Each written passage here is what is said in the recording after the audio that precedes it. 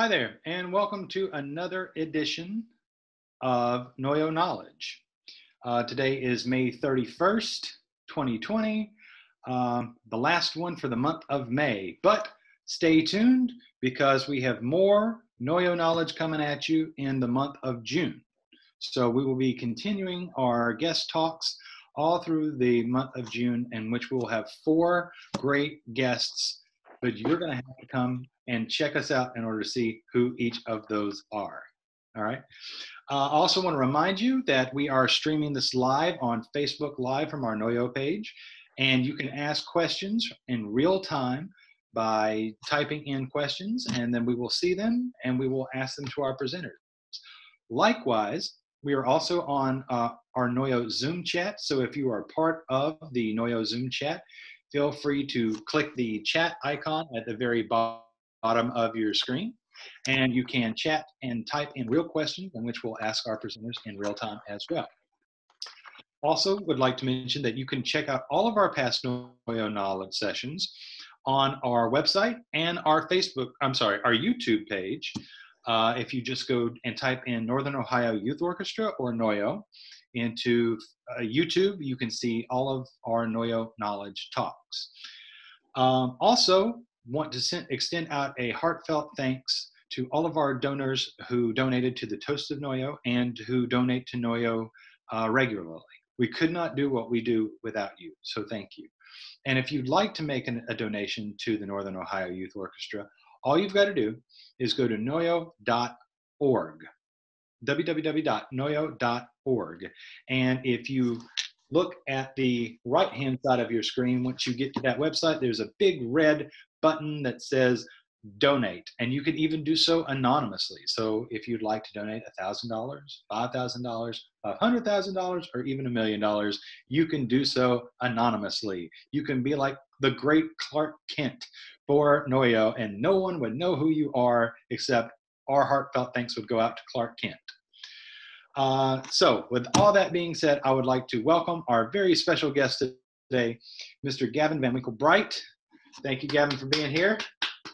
Hey, it's a pleasure to be here. Gavin is one of our fantastic coaches with Miss Peggy Willett's Sinfonietta group. He helps all of our bassists and low strings, and we are very, very, very grateful for all the work that he does for all of our NOYO kiddos and for Miss Willett's group. So with that being said, Gavin, will you tell us a little bit about yourself, and welcome. Yeah, sure. So obviously my name's Gavin. I've played the upright bass for about 12 years now. The time really goes by fast. I'm a rising 5th year at Oberlin. I'm involved in both their classical and jazz departments. Do a little bit from each of those. I'm from Akron, Ohio. I came up through like the Akron music scene. And yeah, pretty much everything. Cool. Well, what Gavin has graciously agreed to present on our topic is something that's very near and dear to my heart. Jazz bass versus orchestral bass. Similar or different? So we're going to be asking Gavin a whole host of questions concerning the two and the differences between, or the similarities between. And the cool part is that, as Gavin mentioned earlier, he's from Akron. So to all of our NOYO kiddos who's listening and checking us out right now, you're just like Gavin. Gavin is just like you. You could easily be right where he's at, talking with Mr. Holloway here on a NOYO chat about your extensive knowledge of orchestral bass and jazz bass in just a matter of a few years. So the sky's the limit. Don't forget that, okay? Yeah. So with that being said, I'm going to get the ball rolling here by asking a question. And it's a little bit, it's a full one. So here we go. Jazz music is mainly known for the notes that are not printed on the page, where orchestral music relies heavily upon the precise directions written on the page, from dynamics to articulations, etc. So with that said, can you discuss some of the differences in technique for playing jazz bass and orchestral bass playing? Well, so the most obvious difference and kind of the first difference you'll probably see if you look at any given like jazz player or classical player while they're playing is what they're doing with their right hand. In orchestra, a huge portion of the time we're using the bow, and that comes up a little bit less in jazz. In jazz, you're primarily more focused on pizzicato. Um, so that's definitely the big difference. The other difference is kind of the experience of playing, I find. With orchestra, you have the music on the page and you're looking at it. And in many ways, it's your eyes that are kind of dictating how you play. Your eyes go to your hands, you follow along with the music, and you're playing it that way. Whereas with jazz, oftentimes, like you don't have music, or if you have music, it's a little less precise than the orchestral music. It's more of a guideline for what you should be playing. So with jazz, you spend a lot more time listening to the other musicians around you and kind of reacting to how to what they're doing and how they choose to approach the music. So in that way, I think jazz is much more about your ears being connected to your hands. That said, obviously in orchestral playing, you still want to be listening, and in jazz playing, it's still helpful to use your eyes and check out the music and look at the other musicians. But I would say that's definitely one of like the big differences. Okay, no, I think that's good. And when you say pizzicato, just to clarify, you're talking about using your hands to pluck, right, as opposed to like the Yeah. bow, like in Hmm. orchestral, right? Yeah, Absolutely. and our, so let me just kind of give a follow up to that, just because I'm not really knowledgeable about bass because I'm a wind player. So Hmm. saxophone player, I'm good. Bass not so much. So let me ask. So is the pizzicato technique that you use for orchestral playing, is that the same kind of technique, or is there a difference in the approach or the attack or the technique with that when it comes to jazz pizzicato? There is a bit of a difference of approach. It gets a little more into the minutia, but for jazz players, you'll use like the side of your finger a lot, more like this way, and kind of Okay. almost be parallel to the string. Whereas pizzicato, a lot of the time, especially when you're playing in a section of like anywhere between like 5 or 8 bass players, you're using more of the pad of your finger. You're coming at it a little more horizontally, and that gives you a little bit more of a fuller, rounder sound, but also a little bit less attack.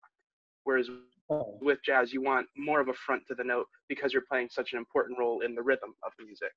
right. No, no, no. See, and this is the, I know you called it the minutia, man, but this is exactly what I'm talking about, right? So I think that Yeah. if you're an orchestral bass player, right, and even if you have an inkling of want to get into the jazz world, just that alone, to know that they can't go like this, versus this, is a big difference, just right off the bat. So yeah, it may be minutia, but this is the kind of the goal that I'm talking about right there. Awesome. Okay, so this is good. So since jazz bass playing is based upon knowing what to play over certain chord changes. See, I've been doing this kind of jazz class info kind of sessions, for NOYO kiddos who are interested in like how to approach chord changes and improving over them, right?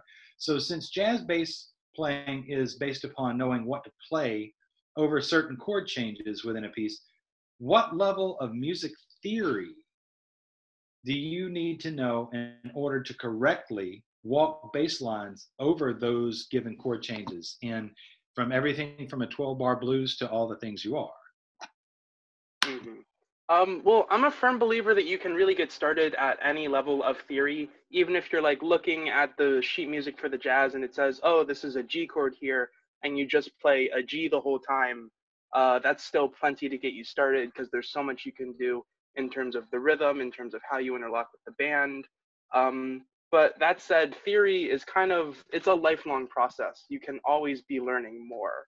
To really, really get started at a level um, where you can kind of get into more of the complicated parts of how you construct a bass line, I would say it's helpful to know at least the basic structure of your chords as well as your different kind of chords. Know how to build a major chord, a minor chord, a dominant chord. And the faster that you can kind of know what goes into those chords, the easier it is to kind of realize that on the bass in real time. So like if I pull like a C major chord out of the air, I can know that that's C, E, G, and then B natural, as opposed to a C7 might have B flat, as opposed to a minor, you would flat the third. So just kind of this basic structure of knowing how to build your chords will go a long way to reading lead sheets. Yeah. So a follow-up thing to that, and just to debunk the myth, right? Because this is the big myth that a lot of people have about jazz musicians. You mean you don't just play whatever notes you feel and just pull them right out of thin air? You know?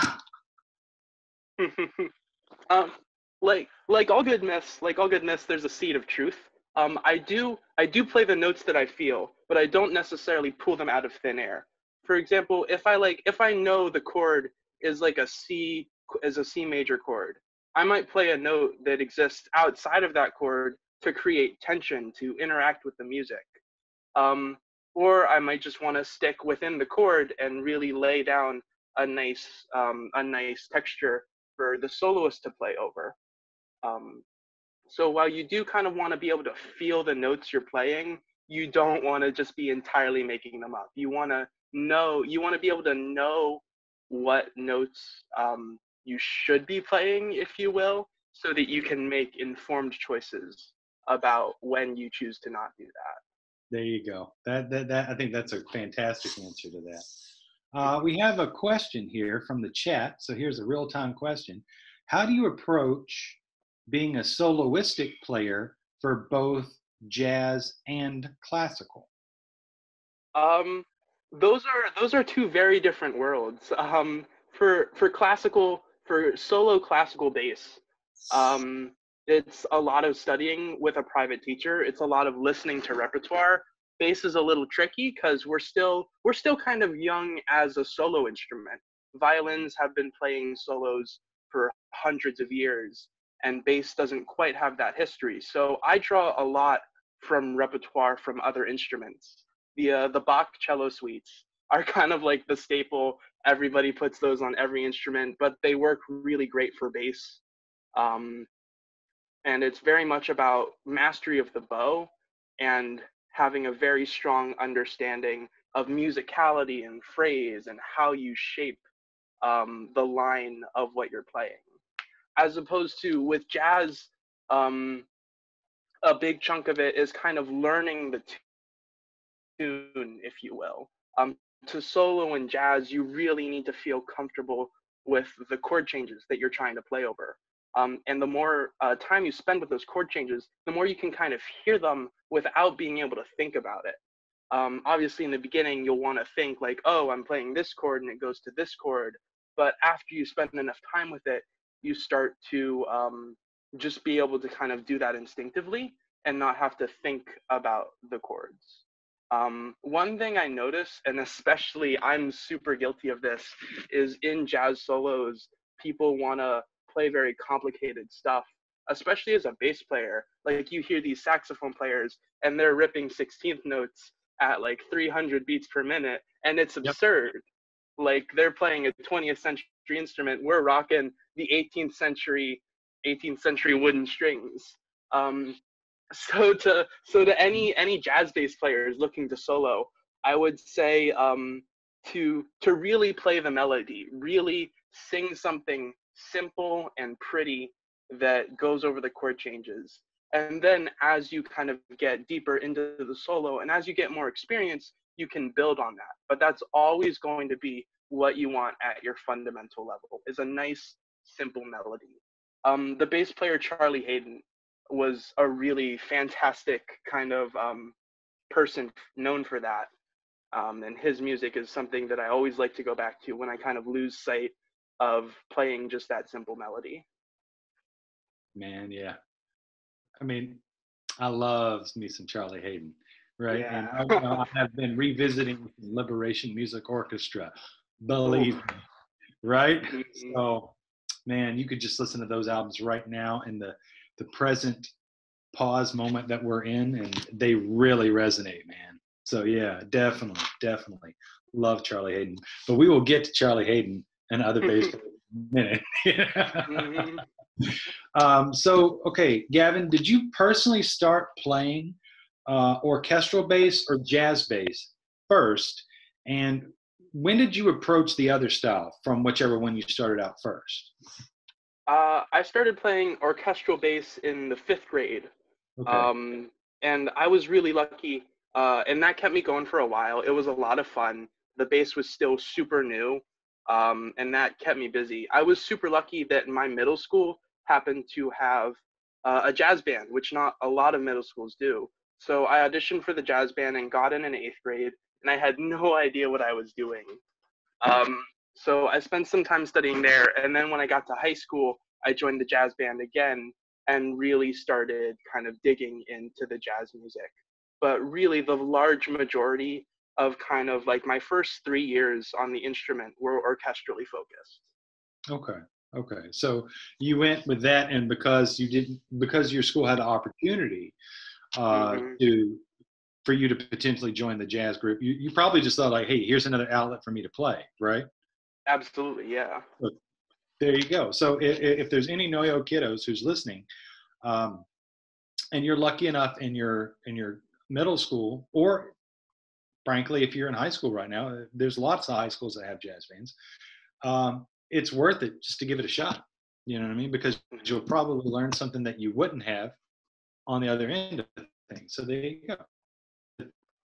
That's really good advice. So how long did it take you? And don't sugarcoat it. How long did it take you to become fluent in both the jazz language and simultaneity with orchestral bass playing? Because I guess this kind of goes along with what you were saying about the attack with the pizzicato, kind of like this versus like this, right? So, like, how long did it take you to become fluent in switching that way and switching your mindset to where you were able to do both comfortably? Well, I'll let you know when I finally become fluent in that. Um, That's that honest. said, that said, I really think like I really kind of really found that fluency in my junior year of Oberlin. And what I would attribute that to is just the sheer amount of playing I got to do of both jazz and classical. Okay. So Um, the more you do it, right? Absolutely, yeah. And switching back and forth, especially, kind of presents its own unique challenge because they're very different modes of approaching the instrument and very different mindsets. So especially if I had like jazz rehearsal right after I got out of orchestra, it would take me like a solid like 10, 15 minutes to kind of start to find my way in again. Um, but really, it's just like any other skill. The more you practice it, the easier it becomes. Okay. Okay. I got you. I got you. No, that's good to know. Um, so here's kind of like a follow-up question with that then. So do you play both acoustic bass and electric bass within the jazz idiom, or just upright bass? I would Well, I play electric bass a little bit. Okay. I know enough to get around on the instrument. I don't play electric bass nearly as much as a lot of the other jazz musicians at Oberlin or a lot of the other musicians I've met.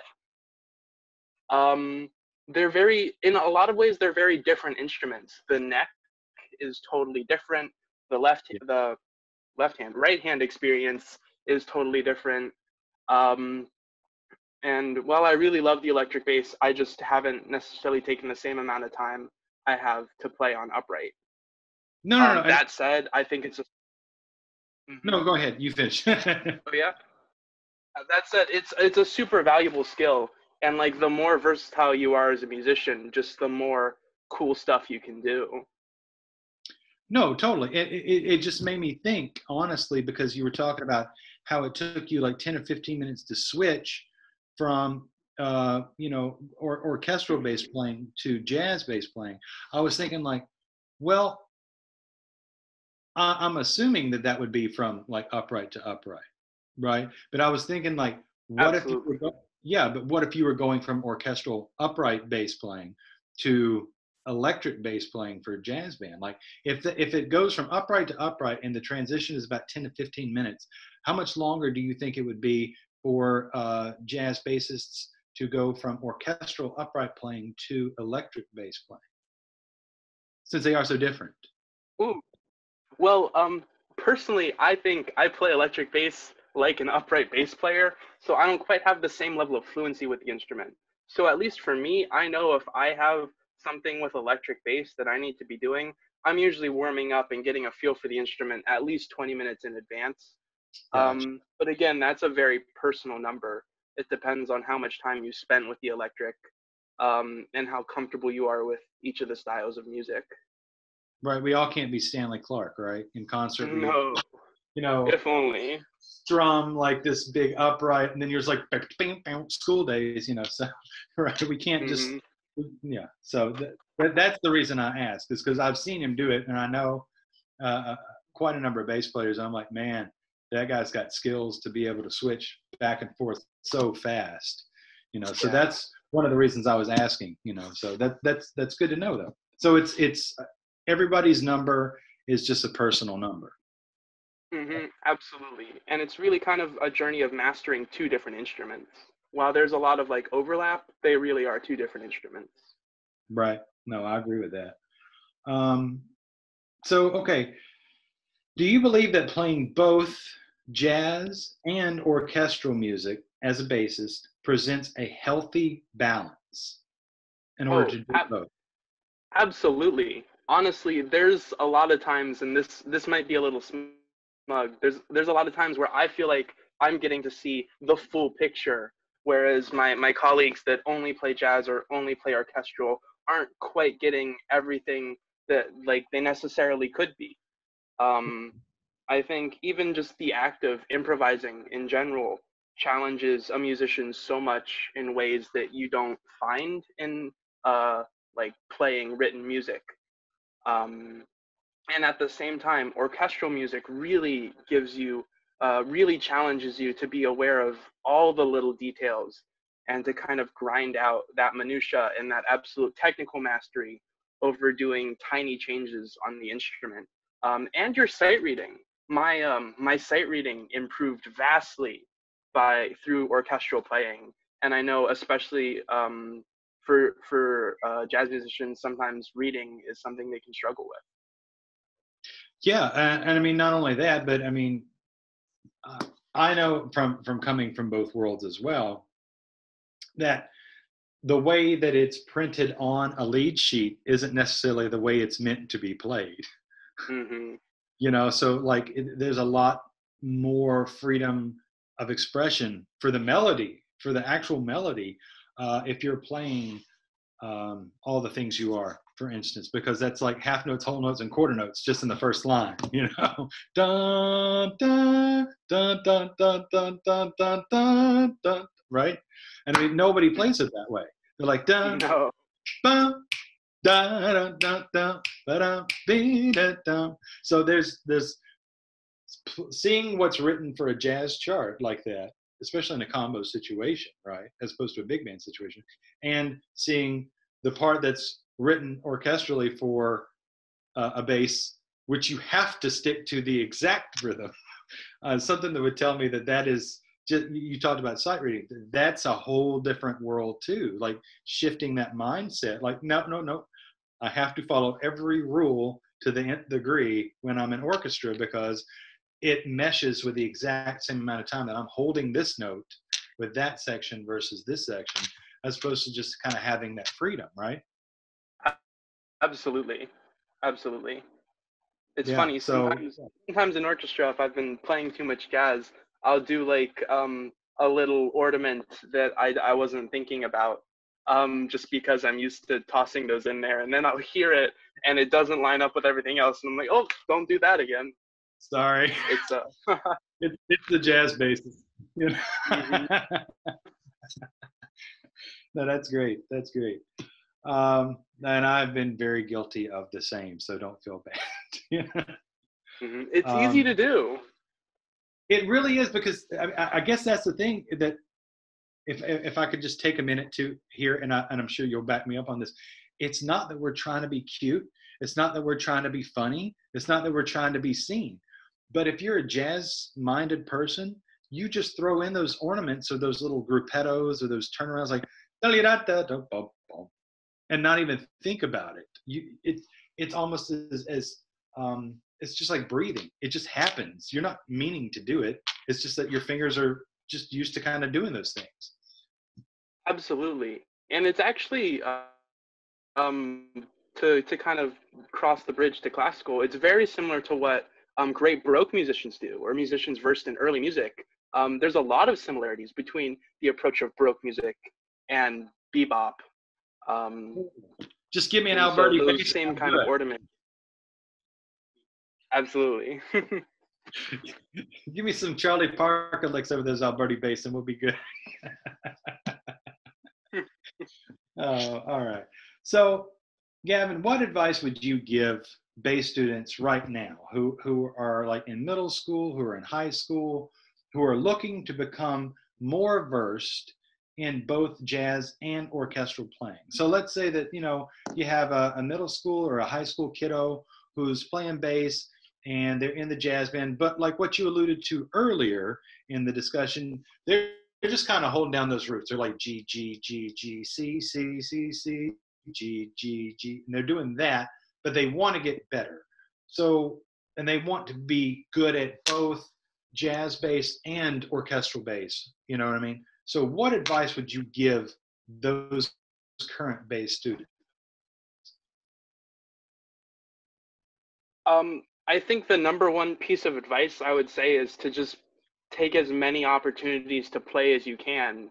Like take gigs, audition for youth orchestras, play on your porch with like anybody else interested in jazz if you want. Really, as much playing as you can do, and listening for that matter, as much playing and listening as you can do in each style really just makes you more and more comfortable with each of them. And never let anybody tell you you can't do both. I had that happen like actually a couple of times as I was growing up. And here I am about to finish college and I'm still doing both. So I would absolutely encourage you to never let yourself be dissuaded from chasing as much music as you can and play as much as you can. Oh, that's great. So how is the practice regiment? How is that different? I mean, obviously, I think probably if you're playing bass with NOYO, you probably are playing in largely an orchestral capacity. So you probably know what goes into that. But how does that differ from the practice regiment for jazz bass? Well, it really kind of depends because in a lot of ways I feel like as like now that I've grown more comfortable with both, the more I explore each of the musics, the more I practice my regiments the same way. No matter what I'm doing, I'm always practicing scales, arpeggios, um, diff, just like different ways of getting around the instrument. I do that on pizzicato and bow. Technical mastery is always going to be something that supports any kind of music you do. And I kind of like, for me, it's always at the forefront of my practice. I wake up, I do my technique in the morning, and then I get to work on the repertoire in the afternoon. And the repertoire, I would say, is really where the big difference comes in. For orchestral stuff, I'm staring at the page. I'm really analyzing the minutia. I'm usually playing it over and over again. I'll take it slow. I'll play like the same two measures over a couple of times. I'll try different fingerings. Whereas for the jazz repertoire, it's much more about experimenting and trying to just play this tune over and over again and really get the sound of the tune in my ears. Or I'll be transcribing. I'll be listening to somebody play a solo and I'll pause it and then try to play back what they did, and then I'll rewind and try to figure it out more and more. So the orchestral rep is really much more detail oriented and kind of perfecting a product. Whereas for the jazz rep, it's very much about the process. It's not what you play, it's how you found yourself playing it. No, I think that's good. It's a different. It's a definitive shift in mentality from what you're describing. And I think that that's good for our kiddos to hear, because you can't approach jazz practicing the same way that you would a concert instrument, kind of like an orchestral mentality. And likewise, you really can't practice an orchestral piece the way you would like a jazz mentality. You can't like, well, let's experiment with this process here. It's like you really can't do that. The instructions are there, man. So, okay, so getting into the technical side of things, are there any method or rudimentary studies, jazz or orchestral, that you would recommend to aspiring bassists on either side of that? It's tricky because I'm not very well versed in jazz books. I know a lot of them are out there. I happen to know actually a friend of mine, Danny Zeman, has a line of books called The Lowdown, and he's a fantastic bass player. I think those are really great. Rufus Reed, who is a phenomenal bass player, very well known in the jazz community, has a book called The Evolving Bassist that I absolutely love. But that said, especially with jazz, there's really no substitute for the recordings themselves and going and listening to those albums and then really trying to figure it out from there. For classical, there's kind of two big schools of thought for bass technique. There's the Simandl method, which I'm less familiar with. It's a little more like fundamental, a little more old school. And there's the Roboth method, which is kind of becoming more and more popular, especially in like the past 20 years or so. And I've studied more of the Roboth method books. He has like 1 through 5. I actually started with the 3rd one. I went from the George Vance series, which is kind of a provisional series next to the Roboth books, and then jumped into the Roboth method books. I'm also a big fan of Hal Robinson's book, Strokin, which is just a really phenomenal resource for anybody trying to master the bow. It's very similar to like a lot of like violin technique books, kind of references a lot of those, but he condenses it and puts it in a format that's made for bass. Gotcha. Okay. So the Simandl method, the Roboth method, Hal Robinson's Strokin book, Danny Zeman's The Lowdown, and Rufus Reed's The Evolving Bassist. Absolutely. Yep. And actually, if there's one more thing, I'd just plug the International Society of Bass Players is like kind of an organization that does all sorts of stuff regarding bass, but they have a website, and that website has like tons of literature, information to check out. To any young bass player, I'd absolutely say go check out the ISB. Big fan of theirs. ISB, International Society of Bass Players. That's good to know. That's right. All right. So, by the way, since I have to admit, it's just funny and serendipitous, if you will, that it's Christian McBride's birthday today. Oh, is it? I was not aware. And here we are. We're talking about the difference between jazz and orchestral bass. So that's the coolest happenstance that you can have, right? So, in fact, I was just telling earlier in the jazz thing, I said I was lucky enough to go to the Tri-C Jazz Festival the year that Tommy LaPuma had his 80th birthday celebration. Oh, yeah. And the Hamilton Clayton Orchestra was there. And this is all on one ticket. So one concert, it was like 2 or 3 songs and then the next act. And then Christian McBride was there as the MC. Diana Krall was there. Leon Russell was there. Dr. John was there, and Al Jarreau, all on one concert.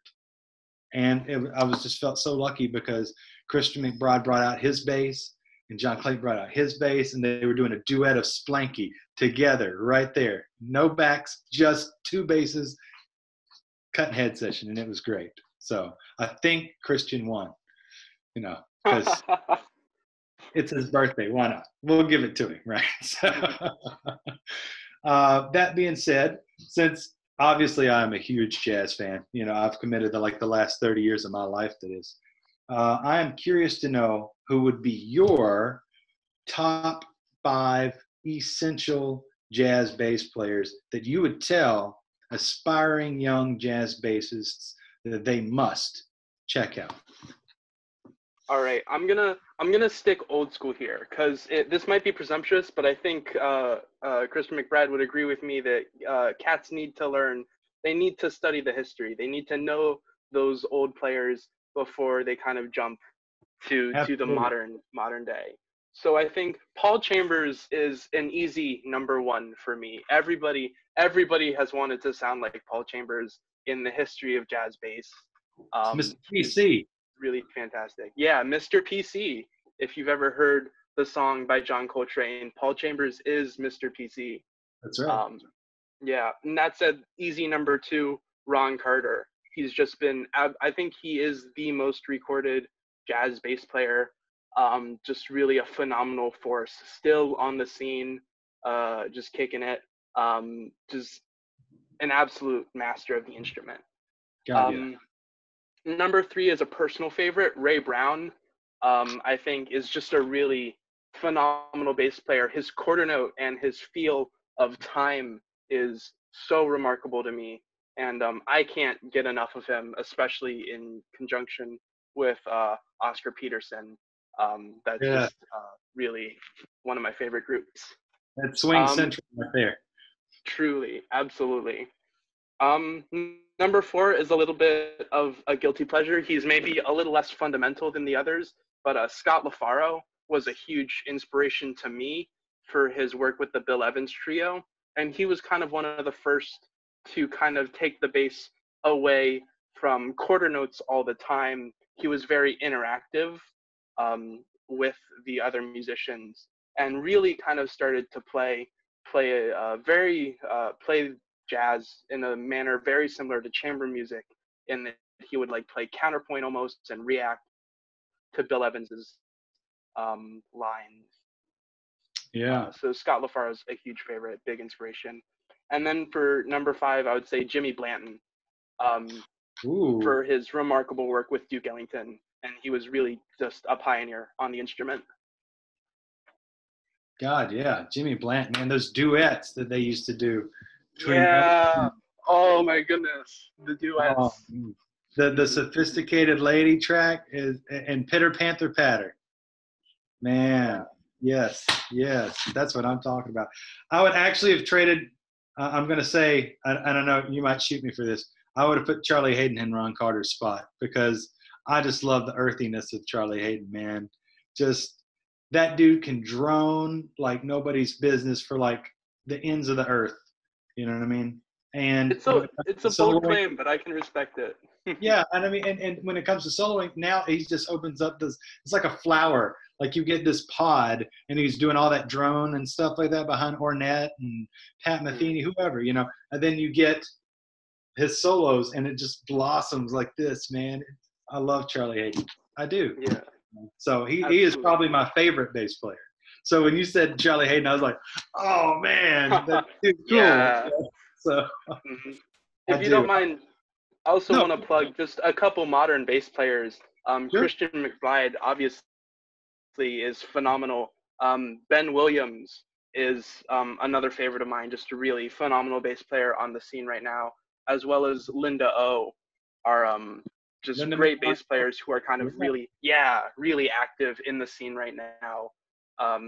There was one more person I wanted to mention. Larry Grenadier for his work with Brad Mehldau. So those are like just four bass players that are kind of still like very active, making music, that if you want to check out some modern cats, they would be who I'd recommend. No, definitely. You know, I mean, Linda O and her work with so many groups and her own stuff, and just listen to her empathy with Dave Douglas, man. Like so many of that stuff that he uses her on is just gorgeous and wonderful. But yeah, I mean, they're a great handful, and Larry Grenadier specifically is a great one.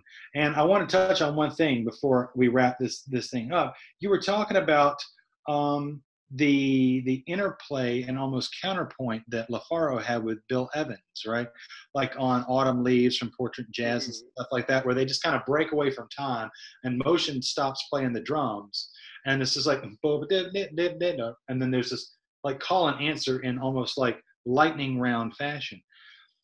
That is kind of, I've heard critics say that that's almost like a rootless approach to the bass. You're no longer providing the anchor or just the roots to the chords. Now you're becoming this ingrained part of the fabric of the improvisation in real time. And a lot of people say that Dave Holland is very similar to that too. And I was just mentioning kind of rootless bass players earlier today. Could you talk anything, whatever knowledge you have kind of about that? Could you display some of that and talk about that for a little bit for our kiddos? It's a little bit of a scary style of playing, especially when you're very used to like the quarter notes. And I think especially in the Bill Evans trio, you mentioned palm motion dropping out. And really, I think part of what makes their playing and their ability to do that so successful is the fact that both Bill Evans and Scott LaFaro have impeccable time. The more you stray from like the quarter note thing, and the more you kind of start to interweave and play back and forth with the other musicians, the more you need to remember to work on your time. That's something that I have my teachers at Oberlin bust my chops for all the time. And I think it's something that you never quite really want to forget. But that said, yeah, it's a really beautiful style of playing. And I love how you said that it's kind of like rootless playing. If you conceptualize, like, if you think about like soprano, alto, tenor, bass in terms of like voicings, and if you think about if your melody is like soprano and maybe another instrument's alto, Scott LaFaro is getting away from just playing bass. He's playing tenor, he's playing alto as well.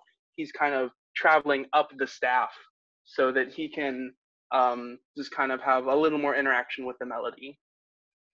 Yeah. And the trick is both he and Bill Evans are still hearing that bass movement. They're still very much grounded in that. It's kind of remarkable. They can play off of the bass motion and play off of the roots and chords without them necessarily having to be there. And that's kind of why, especially the more you spend time with jazz and the more experience you have with it, the more you can hear. Because you don't just hear what's there, you hear what's not there. Not to dip into kind of a cliche phrase, but it really rings true, I think. No, I think that's great advice, because it's like it kind of harks back to one of the things you were saying earlier, that once you play a tune enough, you can start to hear the tune in your head, so you can improvise or walk bass lines, and I think that both Bill Evans and Scott LaFaro, both, for that matter, Paul Motion, knows the tune, whatever they were recording or playing, well enough that they didn't have to have a walking bass line. They could react to that imaginary bass line that was in their head because they knew it that well. Absolutely, yeah. Yeah, so no, that's good. I think this kind of in-depth discussion is good for even our jazz bass kiddos to even hear. So that's really good.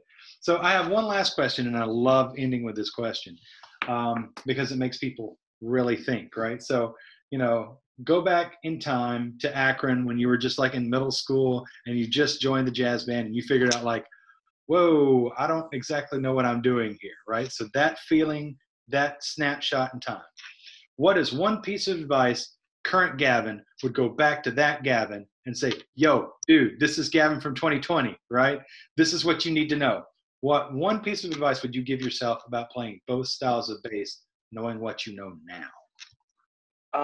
I would say don't be scared to jump in, make mistakes, and ask questions. I remember I showed up, there's a local jam session around where I live, and I showed up to that jam session at least 2 or 3 times before I had the courage to get up on stage and play a tune. And really kind of just representative of a lot of the mistakes I feel like I made as a younger player, is just because I was really kind of scared to jump in because I didn't want to sound bad or like disappoint the other people playing. Don't worry about that. That's never something that should keep you from playing music. If you want to play it and you want to improve, um, don't be scared to like just go in head first, play as much as you can, ask questions to anybody who will listen to you, and yeah, chase as many opportunities as you can find. That's awesome. No, I dig that, man. Yeah, don't be scared about what other people think. Just go straight ahead. You know what I mean? Awesome. Straight, no chaser, right? So there you go. Got to put some monk in there, right? So, all Absolutely. right. Gavin, thank you so much for being with us. We really appreciate it. I think that there's a good bit that we've covered in this, and hopefully this sheds some light on orchestral bass and jazz bass. And even though they're the same instrument, they're similar but different. I think that's what the way that we can come away from this is. So thank you so much. Like I said, I appreciate you taking the time. It's a pleasure. Yeah, and for everybody else out there, don't forget, check back next week at 4 o'clock. We've got our brand new month of June. We're going to continue with the great NOYO knowledge sessions, and it might just be a familiar face. You'll have to check back and see. All right, thank you so much. Take care, everybody. Stay healthy, stay well, wash your hands.